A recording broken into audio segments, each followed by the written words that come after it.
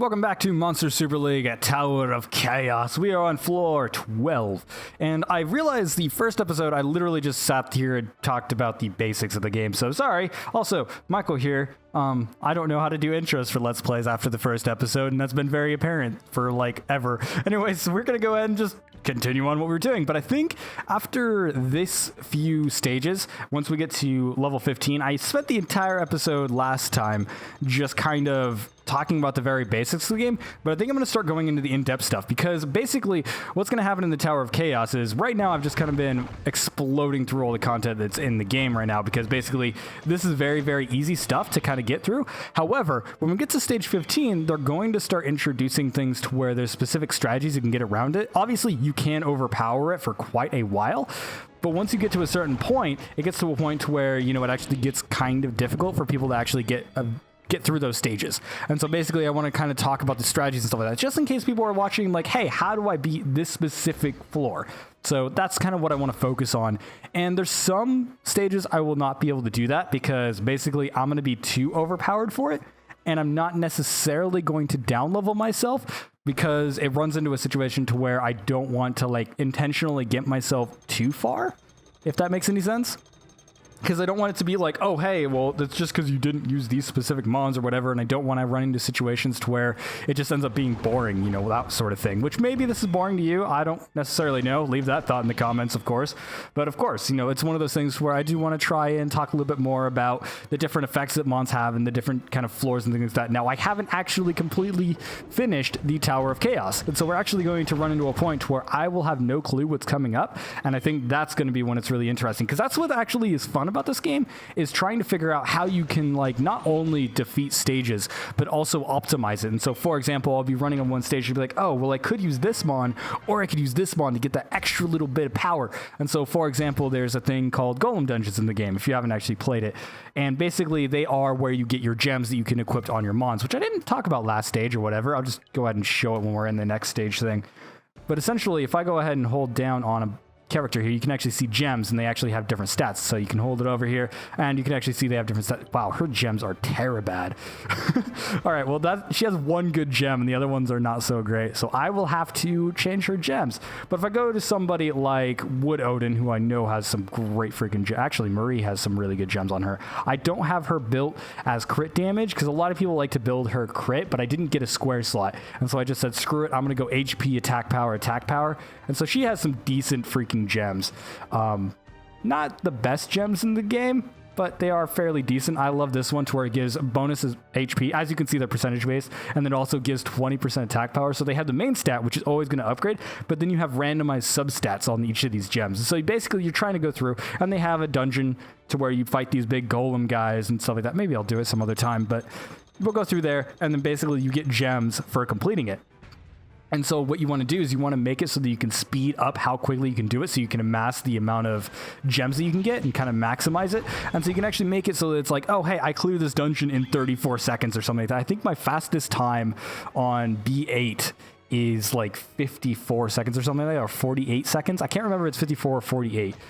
One of the dungeons I did in 48 seconds, and I was actually quite impressed with myself. But basically, it's like one of those things where I can do small optimizations, like, oh, well, if I use this mon instead, I'll shave off like 2 seconds or something. There's some people that have gotten all the way down to 40 seconds, and I think that's literally the fastest you can do it in auto time, because basically you have to wait for all the mons to use their attack animations, and they're only going to attack 3 out of the 4 mons on each turn. They don't actually wipe a wave unless they have an ability available.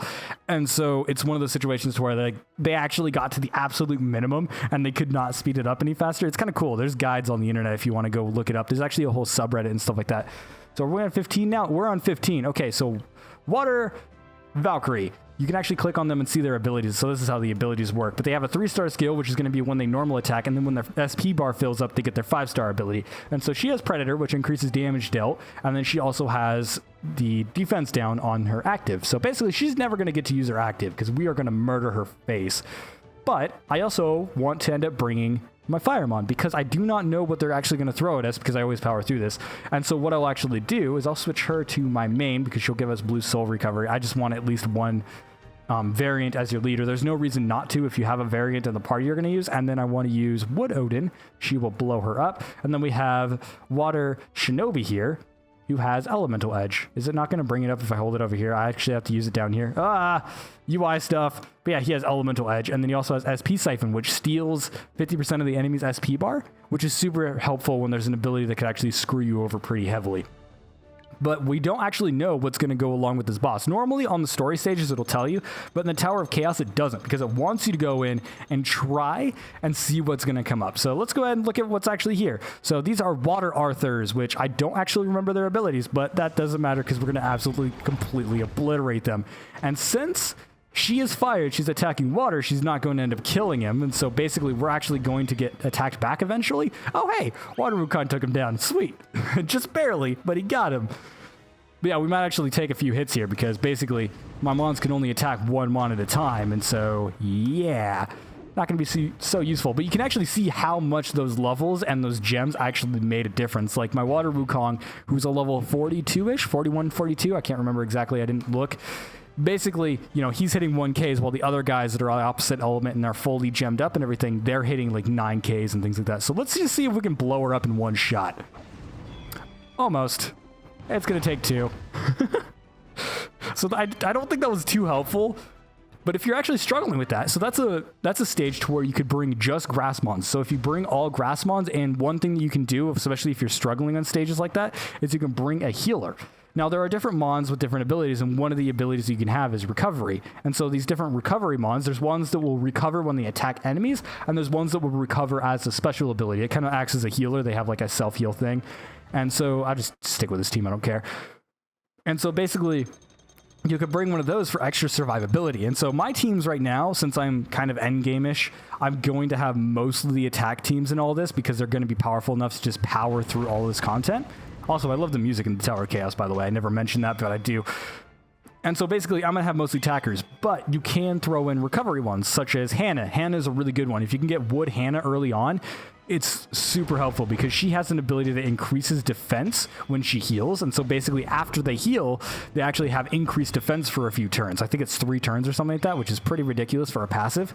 And so for 3 turns, you just basically have super armor and things aren't going to be able to damage you pretty much at all, which is super, super helpful. There's also ones with things like shield, but those are normally high end game ones like light and dark mons, like light, Siren has it and stuff like that. And light and dark mons are really hard to get because you can only get them through light and dark eggs or special events or randomized summons through special events and stuff like that. And so basically, light and dark mons are really hard to get most of the time. There are special events that give out different mons. Like right now they have the Sierra, which is a mini Sierra and everything. It's some 1-year event thing that I showed it last episode and things. I should actually check if there's any of those dungeons available because I need to run those in between episodes if there are. There we go. He's almost level 42. He's about halfway. It takes a while to level them up after a bit, and you can actually excel their stars and stuff like that. That actually increases their level cap as well. So that's why my mons are so high on their star levels, because you get increased level caps. Oh my god, there's more dungeons. All of them are this guy, this Pebbles guy. I don't need him. My friend is totally in love with Pebbles, though. Floor 17, we can get to floor 20 pretty easily, I would say. I mean, I know I can get all the way up to 50. I'm pretty sure. And I'm pretty sure I could probably beat 50, but I don't actually know what to expect there because I don't think I've ever beaten it. I don't actually remember. They actually did, because originally when they came out with this, I was actually powering through it and actually enjoying it quite a bit. But I kind of stopped because I've been super casual about this game, and a lot of people are like, wow, you have some really good mons, and then other times I'm like, not really, because there's a lot of things I can do to improve. Like I can use things like, let's say a certain mon, I could end up leveling it up, and so I'd have like an extra defense down for this very specific piece of content. So there's a lot of like places to where I'm lacking, and the Tower of Chaos is one of those places, and so it's kind of nice to go through and like just kind of play it and see how far I can get, because I don't think I've ever sat down and actually played through it. I know I have on the bus. I've just played it every once in a while. It's like, oh, but it resets every month, and so if I don't actually play through the entire thing in a single month, it will actually not really be all that helpful. So there you go. I should probably describe what abilities my characters have. Right now, I have a fetish or something for characters that heal themselves when they attack things. I don't know why, but it's kind of hilarious. So Fire Wildfang here actually has dual abilities that heal her when she attacks enemies and stuff like that. And then they also have Wood Odin, who her basic attack, her normal attack, will actually heal when she hits. And then she also has an AoE active that will use defense down. And so basically I use that in a lot of good good types of high-end content, because defense down is really, really helpful because it makes it so you can like get rid of a lot of mons that are troublesome very, very quickly, and is especially helpful on bosses that can be defense down. Not all bosses can be. There are special abilities and things like that different bosses will have. We forgot to check that on stage 15, but we'll check that on stage 20. And so basically, if they can be defense down, it just makes it so anyone else in your party can just blow them up real quick. So if you have 2 attackers on your team, you'll use one with attack down, or you can actually just have a straight up debuffer. There are actually separate mons, like let's say healers, for example. Healers make great debuffers as well. And so basically, if you can get a healer that has a debuff on their primary and then a good healing ability that you want, that's perfect. And so once again, Wood Hannah is great for that because her active ability, or her normal ability, is to decrease their attack power, while her active is increased defense, like I was talking about earlier. And so she can double up as a debuffer. And so attack down would obviously lower their attack power and make it so you don't take as much damage, which is not as good as, I would say, something like defense down when you have an attacker team. But if you don't have an attacker team and you're focusing on trying to stay alive, attack downs can be really, really helpful. And so unfortunately, I didn't build her for a very, very long time because I just did not get Hannah's, and I didn't know that much about this game when I first started, and I got Hannah's out the bazzoons. I had tons of Hannah's available. However, I all put them into a Fire Hannah, which doesn't have that useful of abilities for low levels, and by the time you get to a higher level content, you won't be using any of the abilities, and so, or any of the healer abilities, and so it's like kind of one of those situations where I'm like, oh. My favorite healer so far, though, is Venus, who is a special event mon they had a while back. I hope they bring her back. They probably will. She was a Valentine's Day thing. And basically, she has attack up, and so she can actually increase your attack power, but she has a special AI. Normally, the healers don't heal until your mons are lower health, but Venus will actually heal whenever whenever her active is ready, just like any of the other mons. So it's actually really, really helpful. So it's kind of cool. So it's like one of those situations where she actually sped up all of my content for a very long time. Now I'm at a point to where I just don't use her at all. I use her on Titan battles, which is like pure endgame content, and that's about it. So it's kind of unfortunate because I spent so much time building her up. Another mon I actually spent a lot of time, which was another event mon as well. A lot of the events in this game take a lot of time. So if you don't want to spend time on the game, it's probably not one to look at. But another one I spent a lot of time with, and I do not regret, is Marie, which is the dark kind of swimmer girl that I had earlier that's in the bikini and stuff like that. Kind of suggestive, but at the same time, her abilities are really good, and so she has increased damaging and stuff like that, or whatever, increased damage on her active ability, but her primary ability heals a certain percentage of health and a certain percentage of her SP bar every time she hits something. And so basically, it's really helpful for kind of powering through certain bits of content. Her attack animation is super slow, but she makes up for it in raw strength. She is probably my most powerful mon right now just because of that damage increase, and I have, obviously, some of my best gems on her. And so basically, she has a bunch of damage on her, and she's incredible for a lot of content. Unfortunately, you can't get her right now, and so, they might bring her back. They did it for when summer came around in Korea. And so she was like a summertime mon or something like that. So, I don't know. Look forward to that eventually, I'm sure. It was one of those cases to where you actually had to buy things called gem packages, and Astro Gems are the premium currency in the game. You can get it through normally playing, and so normally what you do is you farm slimes or sparks, or... well, not sparks. Are they called sparks? They're like flying things. Sparklers or something like that. I don't know. Oh, hey, here's a boss. What is her abilities? She has silence, although I don't think she'll actually use it. I don't know if she will. She probably will because she's a boss, but she has morale boost. Grants a 100% chance to restore 30% of own SP when attacking. That means she's going to be building up her SP bar very quickly, which means somebody like Water Shinobi, who on his active will actually take away that SP, is going to be very helpful. You can actually... that ability is very, very rare, though. So normally what you want to do is something like Resistance, for example. But Silence isn't really that damning of an ability, because Silence, what it does is it prevents you from using your actives, but it doesn't prevent you from attacking. And so that's not necessarily something we need to worry about. But let's go ahead and bring in Light Victoria, which they give you a free Light Victoria near the beginning of the game, or your first month that you play the game or whatever. It gives you one, and you can actually farm for Water Victorias. I'll cover that later eventually.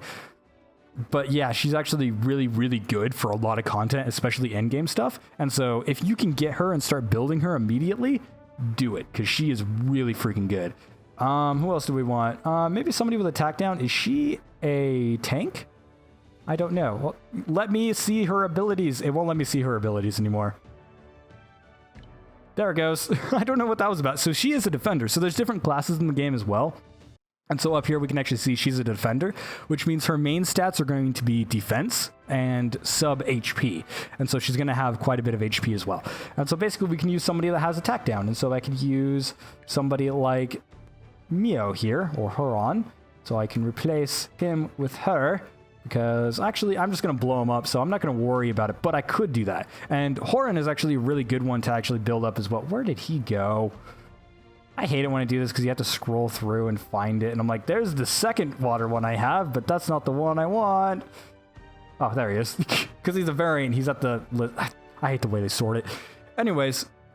Yeah, so basically, I'm going to power through it, but somebody like Horan, so if I go ahead and click her up here, it says Firm Resolve, increase allies' resistances. Resistance is your ability to kind of resist, obviously, the effects that the enemies have, and so things like, let's say, a stun or something. If there's a mon that stuns a lot and has a really high percentage chance, if you have a high resist, when they hit you, they have a percentage to proc. And then that, let's say that's 100%. So it'll have a 100% chance to proc. You still have your resistances. And so your resistance is a percentage chance to resist said effect. These guys put you to sleep and they're fairly tanky. So they're going to be a pain in the buttocks. So I think they'll probably need to die quickly. I don't think we're going to have too much of a problem with it, but I'm kind of regretting not switching over my water Wukong because he's just going to get blown up by these guys. They're going to be like, boom! Boom. Yeah, so they have sleep, but so two people hit Water Shinobi at the same time. So this is what I was talking about sleep. I don't remember if it was this episode or the last one. I think it was this one. Maybe it was the last one. I don't remember. Anyways, since they both hit him at the same time, one of them resisted and negated the effect of the other one. And so that's why people don't really like sleep. Sleep is one of those abilities it's useful early on when you're like, manually running through like I'm playing right now, because then you can kind of set up a stage to where it's like, all right, I'm going to attack them in this order or something.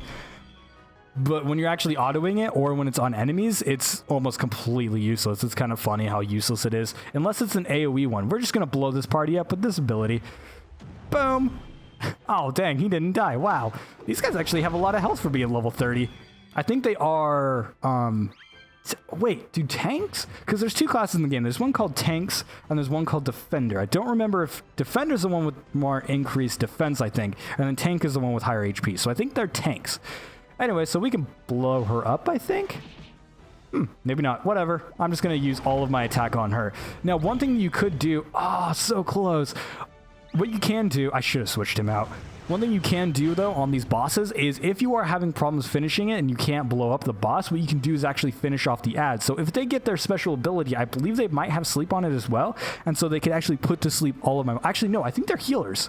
They might be healers. I don't actually know, but we're not going to find out. One thing that is actually...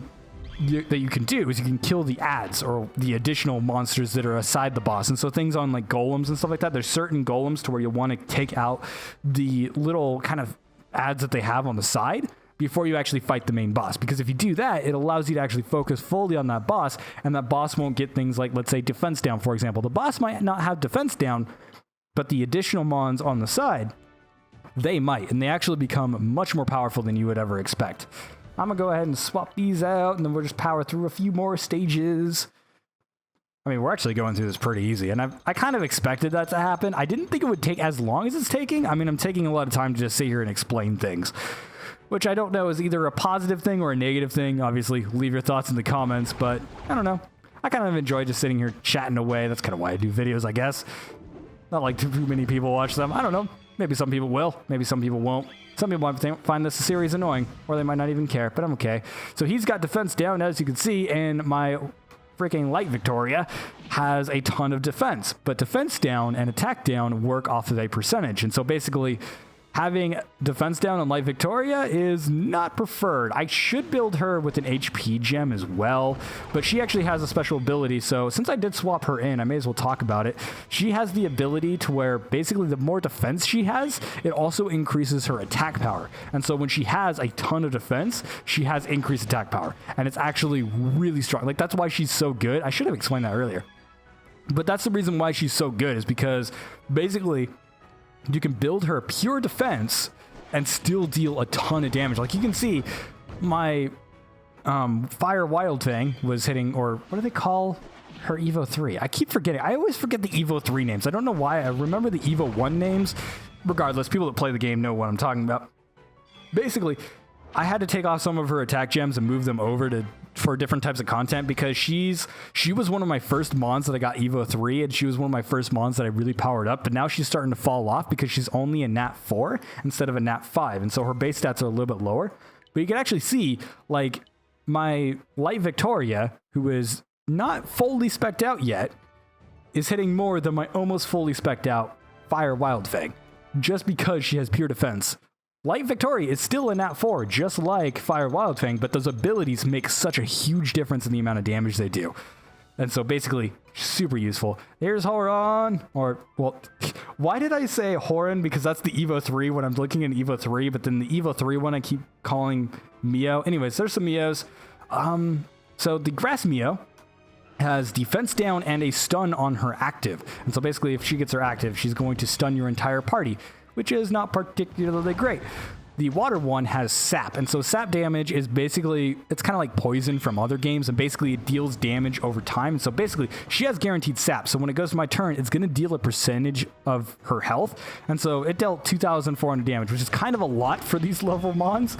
And so basically, I just took a ton of damage because of sap, but sap is going to deal damage based on your maximum health each turn, and you can actually stack sap infinite number of times. I think the maximum stacks is something like 20 or something like that, I think somebody found out, and that was only through literally having I think it was, I can't remember which Persephone has all saps. Basically, one of the Persephones, which is a Nat 5, can stack up to 3 stacks of sap, and so basically they had 4 of them and just continuously stacked. It was hilarious looking on the screenshot, but like, yeah, sap, it can actually destroy you very quickly. There's one of the golems, I think it's the grass golem, which is B9, I believe. And all he does is stack sap, and it is ridiculous amounts of damage when you actually take too long to fight it. There's also one of the titans that deals sap damage as well, and so if you survive too long, like sap is one of those things, the longer you're alive, the more damage it actually accumulates, not because, oh, it does percentage based of health, but the more stacks you're going to have. And so like, let's say you have a mon with 3 stacks, they'll apply 3 stacks of sap, or a stack of sap for 3 turns. That means that every single turn is going to add another stack on top of the other stack, and so it goes from like dealing like 5% health, so it'll deal like 5% health, and then all of a sudden it's dealing 10% health, and then for that third turn, if it's attacking the same mon every single turn, it's like, oh, now you have 3 stacks of sap, which is 15% of your health every single turn, and so that can add up very quickly. And so if there's an AoE mon, for example, or an AoE active or something like that the mon is constantly able to use that has sap on it, it can absolutely obliterate yourself. Also, I'm going a little bit over time because I was describing that, and I'm sorry, but basically this is going to be the last one we do. I don't remember these guys' abilities. I blow them up, so I don't really remember. I apologize if you're in here for 100% tutorial type stuff on how to beat all these stages. I'm mostly focusing on the boss stages because explaining each one of these is a little bit moot. I feel like they're definitely easy enough that, you know, just play around with things, figure out what abilities they're using. They do have an astro guide in the game, and so basically when you're at the airship, which is your main hub or whatever, down at the bottom, go ahead and go to the astro guide. If you're struggling on any of these stages, just go ahead and look at the astro guide and see what abilities they have and be like, all right, what would actually counter these? And you can actually use your brain a little bit and kind of figure out and strategize, which is why I enjoy this game. It's like, it actually has a strategy element to it, which is kind of fun. And I enjoy that aspect of it. Anyways, thank you guys so much for watching. Make sure to like, comment, and subscribe for more of these episodes and my other styles of content, of course. And the next time, we are going to go ahead and clear a few more. This was floor 23. We're starting to get to the point where I'm not one-shotting everything. Oh, these toads I will not one-shot. And these guys, they look ridiculous. And so, yeah. My friend thinks they look cool. I think they look kind of ridiculous. It looks like he has a cape, though. He is Super Frog. Anyways, see you guys in the next episode. We're going to kill Super Frog.